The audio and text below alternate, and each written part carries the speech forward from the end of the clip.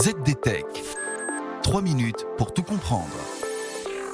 Bonjour à tous et bienvenue dans le ZDTech, le podcast quotidien de la rédaction de ZDNet. Je m'appelle Clarisse Trey et aujourd'hui je vais vous expliquer pourquoi en France on se prépare à affronter une véritable bataille pour les talents dans le secteur de l'intelligence artificielle.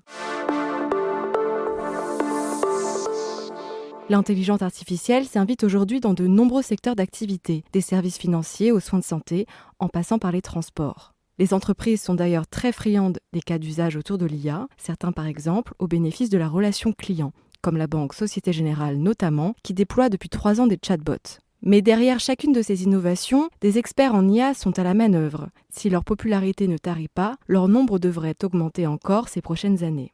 On prédit que d'ici 2023, 7500 postes seront à pourvoir en France dans les métiers liés à l'IA.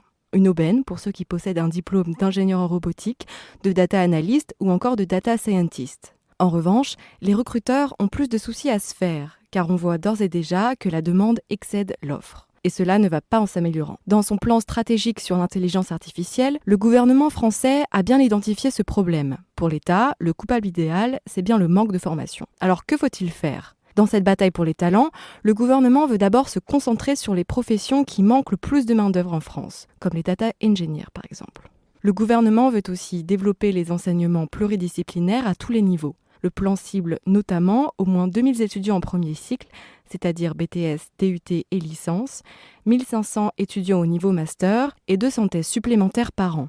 Certaines initiatives vont déjà dans ce sens. Les écoles IA by Simplon de Microsoft délivrent par exemple un titre professionnel de développeur en IA, équivalent Bac+3, aux personnes en reconversion professionnelle ou aux décrocheurs scolaires. On compte aujourd'hui 24 formations de ce type dans 9 régions de France, chacune avec ses spécificités locales. D'autres initiatives plus académiques ont aussi fait parler d'elles, comme le partenariat entre l'école Polytechnique et Google. En 2018, l'école a lancé une chaire internationale d'enseignement et de recherche en intelligence artificielle, domaine de convergence entre informatique et mathématiques appliquées. L'objectif affiché était alors d'attirer des talents internationaux et former les chercheurs de demain.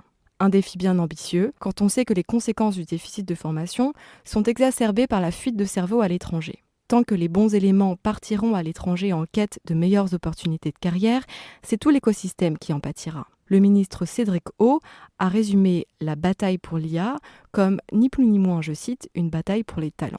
Et voilà, on a fait le tour du sujet. Pour en savoir plus, rendez-vous sur zdnet.fr et retrouvez tous les jours un nouvel épisode du ZDTech sur vos plateformes de podcast préférées. ZDTech. 3 minutes pour tout comprendre.